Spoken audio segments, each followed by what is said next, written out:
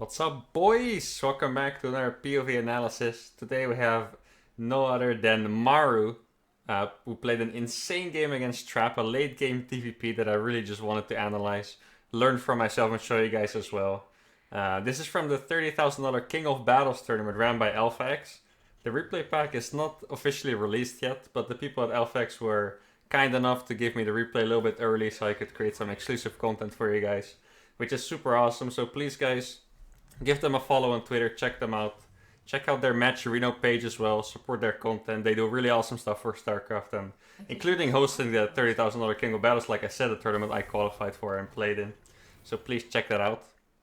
And now, let's get into this, because we have a monster of a game coming up. Like I said, Maru, one of the best Terrans, sometimes the best Terran, or maybe even usually the best Terran, against definitely the best Protoss in the world right now, Trap.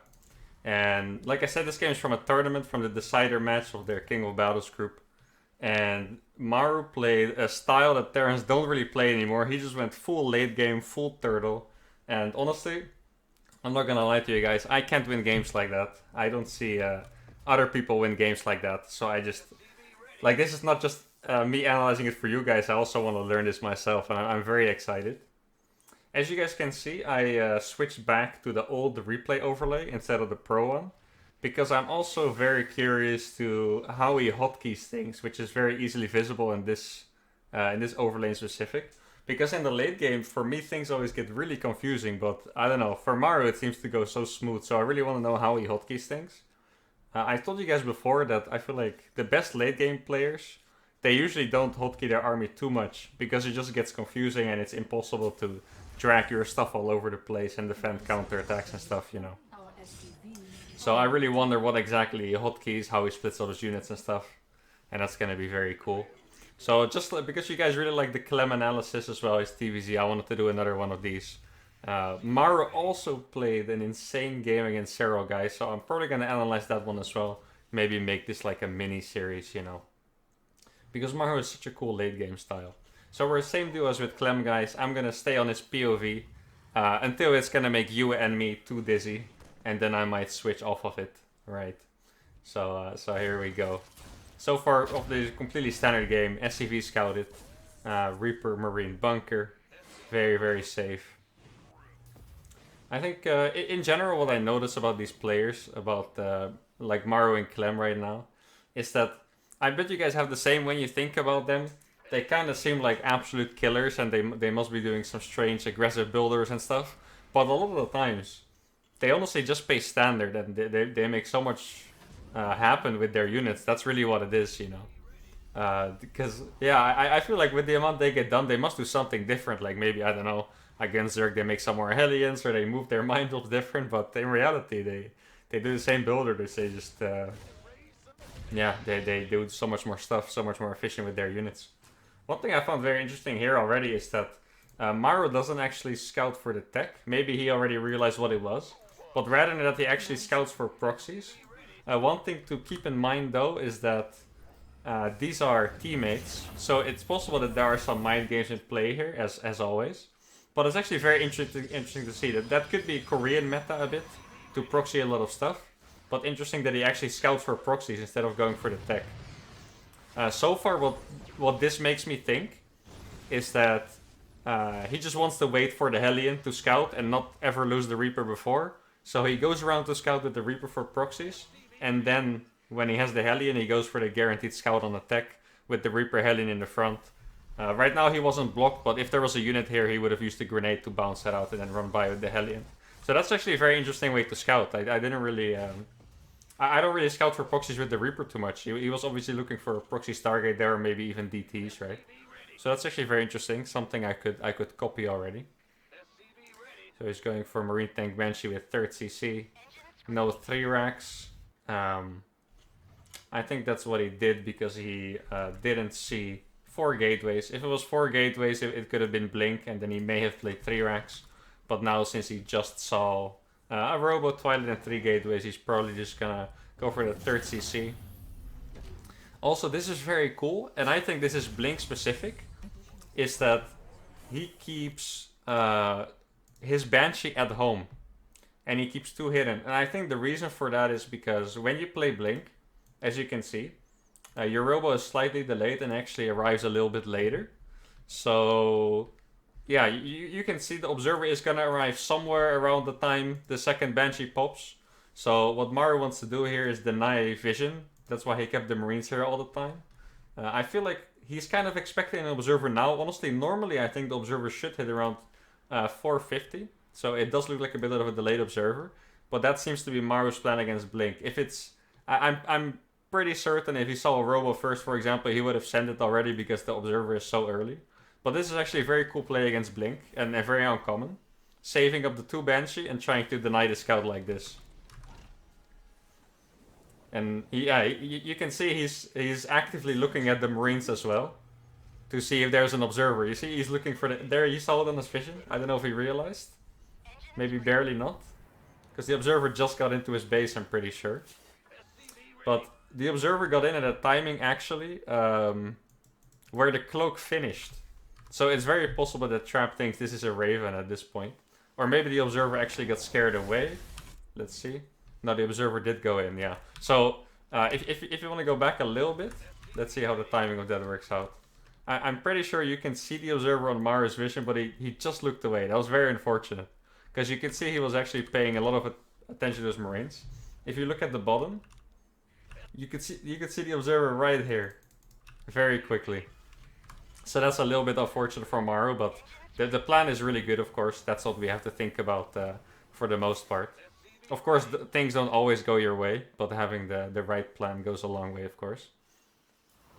The way Maru transitions as well, it's very simple, but it's also, it's pretty cool. So normally, if you... Let me pause just a second, because I want to enjoy his POV for as much as possible. Normally, if you go for 3x before 3rd-CC, you're gonna build these barracks. So you will get 2 units out of there, or maybe only the Raven in case of this. And then you can switch over to barracks. So what he does with his 3rd-CC timing and his delayed 3 barracks is that he can actually squeeze out another unit. So in this case, you can see he actually makes 2 Banshees and a Raven, which is a build I honestly don't remember doing before switching the barracks on there. And probably another tank as well, if I had to guess. So that's actually a pretty cool way of transitioning. I really didn't think about doing 2 Banshee into Raven before, if I'm honest. So then after he's going to go for that double eBay, of course. 4th gas just finished. Obviously, if you go for a Raven, you do need to get your 3rd gas a bit earlier to be able to afford that 200 gas unit. That's quite expensive. So here we go. He's already cloaked because he doesn't want the pylon to see him, of course. And I'm curious how smoothly he's gonna take his base. Because when I think of Maru, I feel like most of the time he just looks... The game looks so simple for him, you know. So I wonder what the simple things are that make him so good. And right now it feels like... Let's see if I'm correct. I feel like he was waiting to lift his 3rd until he saw the units... Exactly, until he saw the units were on the other side. This is such a simple thing, but it's so awesome. He actually... he could have taken his 3rd already, maybe 30 seconds ago, but he was waiting to see Trap's army was at home with the Banshees before he went out to take it. That's actually... It's funny because I kind of felt it coming, but it's not something I really do in my games. It's not something I think about. In my games I feel like I just kind of do the things on instinct, you know what I mean? But here everything seems very logical so far and very cool. Also something I noticed before, I don't know if it's already like that, is that Maru actually has insanely high APM for a Terran. Normally the fastest Terrans are always around like, I would say 350, but in the macro games Maru actually goes up to an average of like 410 or something like that, which is actually a really high APM for a Terran player. So he made 3 tanks, and I think because he saw Colossus, he remade the tech lab on this factory. Normally, I feel like he would probably make mines if he saw like Zealot Archon or something like that. But specifically because he saw the Colossus, he went ahead and kept making siege tanks with that factory. And I feel like, for not just for you guys, but for me this is also very cool because a lot of the time people have questions to me and why do you do this? Why do you do that when you play TvP? You know, why do you make an extra tank or delay your gases or blah blah blah? And sometimes I do the right thing, but it's like feeling based, or maybe I'm copying something from someone. But now looking at Maru's POV, literally everything seems to make so much sense to me so far, which is very cool. One thing I do wonder about this game is if he played late game because it was this map in specific, or because it's just a good style to play or something, and I wonder if we're gonna get answers to that as well.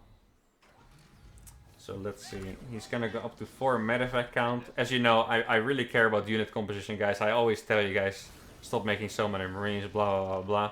So Maru is actually doing something I don't usually do, and he doesn't really make fast Vikings or a second starport. He just goes for tanks, and I think this is because he's staying at home. So even from this point already, it feels like he's setting up really hard just to be defensive. At some point I also want to look at another Maru TvP replay to see when he makes like the aggressive choices, you know. Because right now we saw Colossus, he did some damage with his Banshees, but everything is set up to be super defensive. So you can see already, for example, he has like a little wall off here that's very cute against Zealots. He already has 3 turrets in his main against the Prism, even though he's not even moving out yet.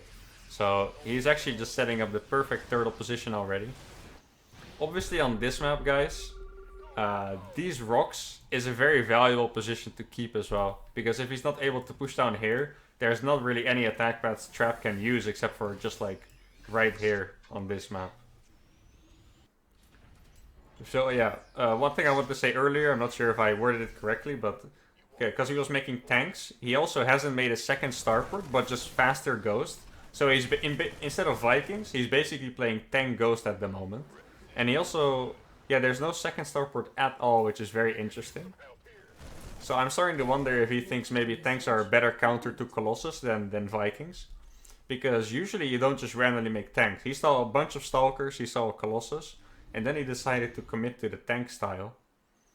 And it does seem like he doesn't think he needs Vikings too much as complement to the tanks. Because obviously he's making a few, as you guys can see. But that's, yeah, he's only making them from... you know, a single starport. There's 3 Colossus out. Could have been 5 at this point, and he only has 4 Colossus. So he's very confident that his tanks can actually defend everything. And this game does seem to confirm my theory a little bit, that if you play tanks, you probably should not really attack. A problem I run into a lot if I play tanks is, let's say... I mean, this map doesn't seem that good to attack on, to be honest, but let's say it's a defensive Protoss, and we push in this base. Protoss can very easily just right-click down here with a bunch of Zealots, and then, I don't know, you need to move your tanks back, and they're gonna get caught on siege and stuff.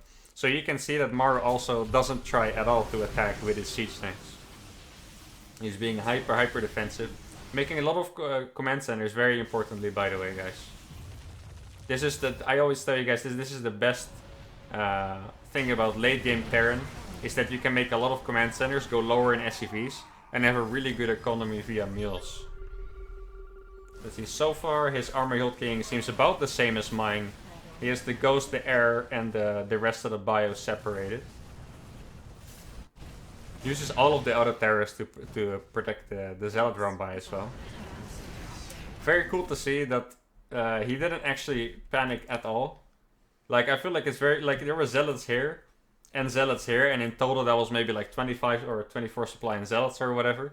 And he actually sent such an appropriate amount of bio here to deal with it and to the main. And then I was like, well, his tanks are unprotected, but nope, he actually had like all the Ghosts here and a bunch of bio, with the tanks in an amazing position. I feel like this is the #1 panic trigger for a Terran. You guys can't lie to me. If there's a Prism in your main, I know you're all gonna panic. I know how it goes, guys. And I'm not judging you because I'm the same. Sensor tower is getting set up as well. One mistake I do have to point out is that he did forget his armory for a little bit. Which means their upgrades are not even as good as they could be, even though they do look pretty good. And now this is the point where I really wonder... I want to look at it very closely, because I think, yeah, I how do you say this? I'm the same as you guys in this case, because he's maxed out. It's a late game against Protoss. What does he do now? Does he give away units? Does he tech into Liberators already, or what? Like, Because you can't just stay on this army forever. He has so many bio units that are probably... And so many Marines especially. That's actually pretty sick, 1337 as well. He has so many Marines. His army quality is not that great. And I just wonder how he's gonna get to a good army composition without, like, taking a bad fight and losing a lot of units, you know. So let's look at his unit positioning so far. He has 7 tanks in total, and he's still making tanks from a single factory, not more. Very important as well. And it seems like he just split the tanks in 2. There is, yeah, basically 2 ways he can be attacked, or 3, combining this ramp. So he has these 4 tanks set up here to defend all of the left side, and then always leaving these tanks behind to deal with the right side. And then it seems like, this is very important as well, I think, is that his Ghost and Vikings, they just seem to be permanently defensive. And then he moves around with the bio unit, catching run-bys, and also scaring the Protoss a little bit. Because if you deny all the vision on one side, Protoss has to be scared that they're getting attacked or pushed on that one side, you know. It's very interesting to see. He's very... So far the game is very disciplined, you know. He's he has his Vikings and his tanks in place. He doesn't see a weak spot and decides to pounce on it. Okay, so here on the left side you can see, and this is what I'm talking about also, before, is that now he's throwing a bit of units away, like he's trading. On the left side he threw a few units, on the right side he threw a few units, and now, as you can see, that's what I thought, he's gonna replace them with better stuff. He's not maxed, he has a bunch of supply to build stuff, but he's not making any bio units yet. So he's making 2 libs and tank, and then a bunch of CCs and starports. And I do wonder how he's actually going to fill out that supply, because right now he's not actually building anything like that so far. And maybe he's going to wait to see the Stargates, or maybe he's... Yeah, I think he's probably just going to try to adjust to what the Protoss has. So let's see, guys. So far Maru has 7 command centers, including a planetary. And only now he's going to take his 5th base. So he has 8 tanks, he's pretty well set up, he's getting his starports. And I wonder what led him to take the base like right now. So he has a 5th orbital, I believe. It's just 5 orbitals and then 1 PF. So yeah, he's definitely not in a rush to take this 5th base, which is very interesting because if you look at the Protoss, he's on 6 bases. And I saw this as well during the live game, but somehow Maru didn't feel rushed at all to take that 5th base. He even made an orbital first, and then went on to take it. So I guess that's an important thing for him, that he doesn't rush into, you know, potentially taking a bad fight and taking a base. He's just taking it easy. He wants his setup. He has like all of his starports going, 3 starports with reactors, and then he's gonna go on to get his base. Also, he tends to scan the middle of the map a lot of times just to see where the army is. And I think that also may have impacted his decision to take the base at that time. Now let's see how he keeps moving his units. As you can see, I don't think he has all of his units hotkey, does he? No, he does have all the bio on 1 still. And then all the Ghost on 2. And just the Vikings and the Raven. So it seems like he doesn't hotkey his Liberators. Let's keep that in mind and see if he changes that. Because that's something I thought about before.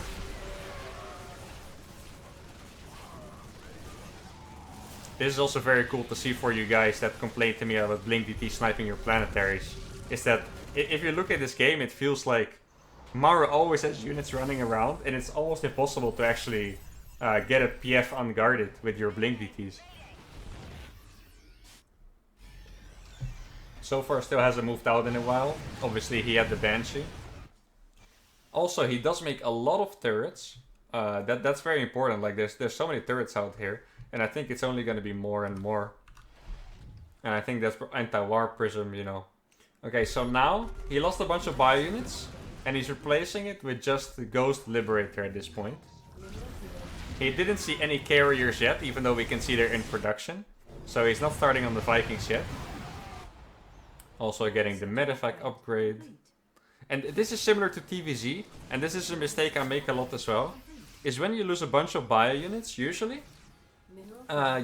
you see your supply is low, like 170 at some point for Maru, and you will start to think, ah shit, I need to rebuild it or I'm gonna die. But Maru doesn't actually make any more Marauders or something like that. He only replaces it with quality unit that he knows he wants. He has complete faith in his setup with the lips and the tanks and the turrets and stuff, and he only remakes quality units. He never wastes his money on extra buy units that are just going to be inefficient. And in the last long time, he hasn't actually done too much. He sent a little bit of a bio squad, and it has a lot to do with what I said before, is that you want to trade out some, yeah, slightly worthless bio units in the later stages of the game, and trade them in for liberators. But besides that, he hasn't done too much. Only now he's set up on 5 bases, and he gets his first nukes is when he's actually moving out again. So once again, I just want to keep looking at his unit positioning.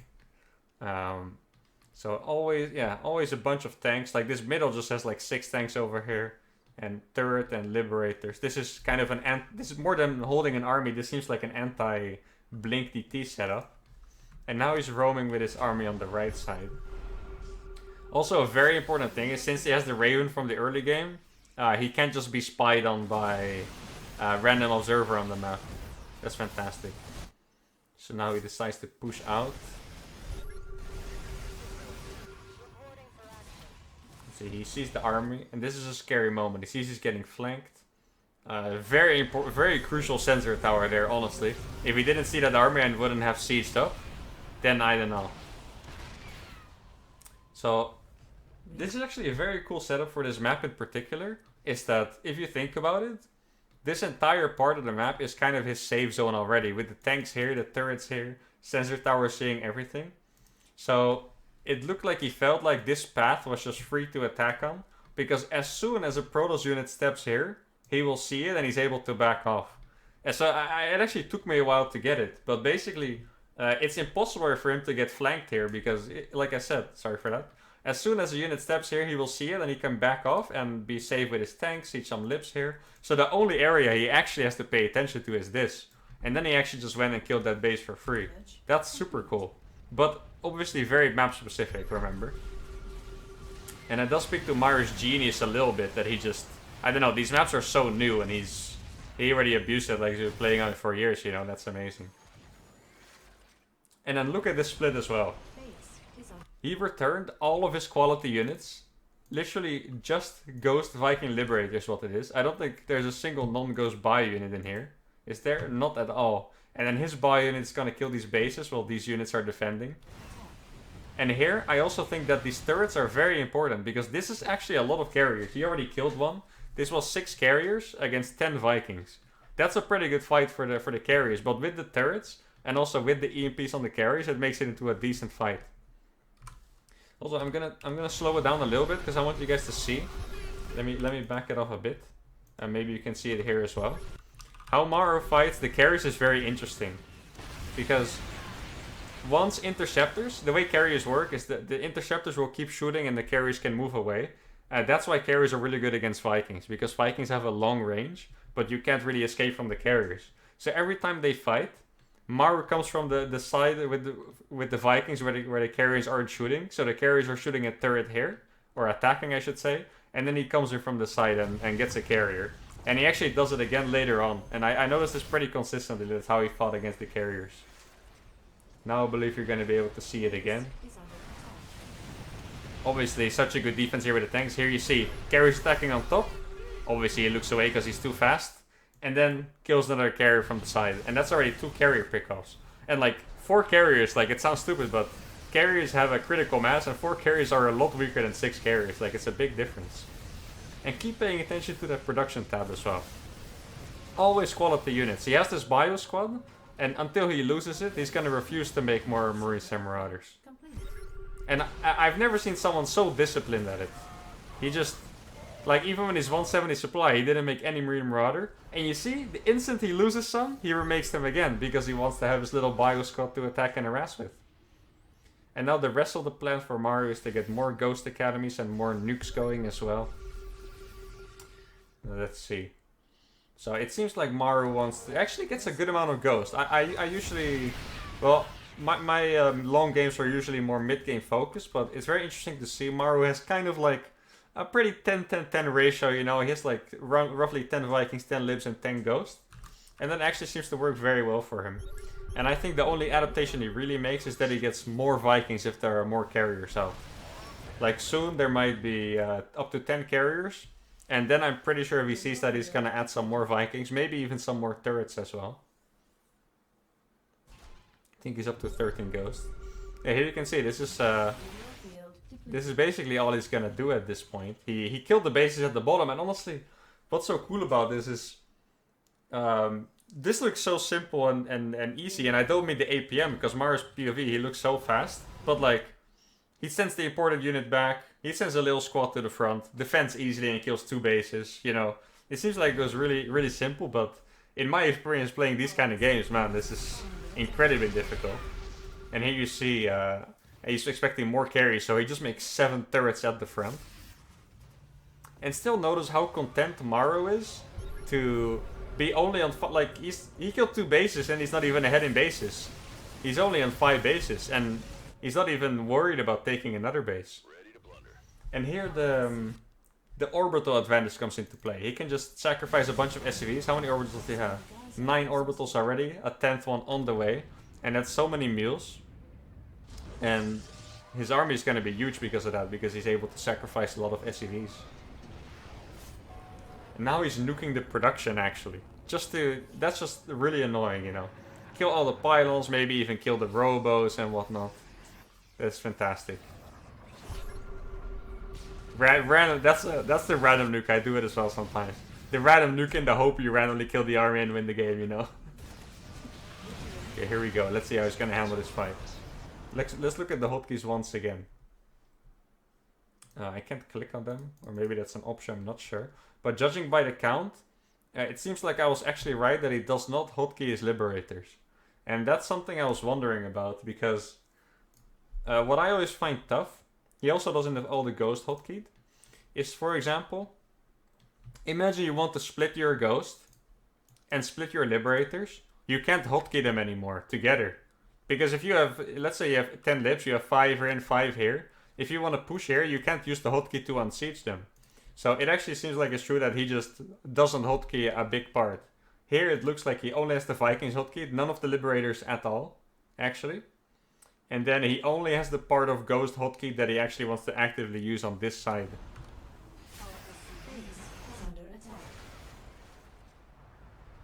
More Vikings and Ghost to the hotkey, as you can see. Of course, he has a bunch of Ghosts out to nuke, or maybe it's just one, I'm not sure. The EMPs on the carrier is also very important when you get the chance. You don't always get the chance. You can't just walk forward, so far he's always grabbed it. And every time he did EMP it, you saw Trap got scared and backed off as well. So you see, it's 12 carries, which is an insane count. But Maru is actually making more Vikings. And yeah, that's kind of interesting, because usually in a head-on and 5 Vikings are not considered to be that good against carriers. Because like I said, Vikings have low HP, they can't run away from the carriers, right? But he's just so confident in that control, getting the EMPs in, using the position from the side to pick up the carriers. It's incredibly cool. This is also this is actually one of those games, you know. Just play like Maru law, because this is so hard to do. This is actually, these kind of games, when you win a game like this against Protoss, I feel like that's among the most impressed you can make me in Starcraft. And Maru just did it like that against the best Protoss in the world. And there you can see what I mean. When the carriers actually get on the Vikings, 4 Vikings will disappear just like that. So you need to be very careful about it. So remaking some more Vikings and Libs. Still not making any Marines or Marauders.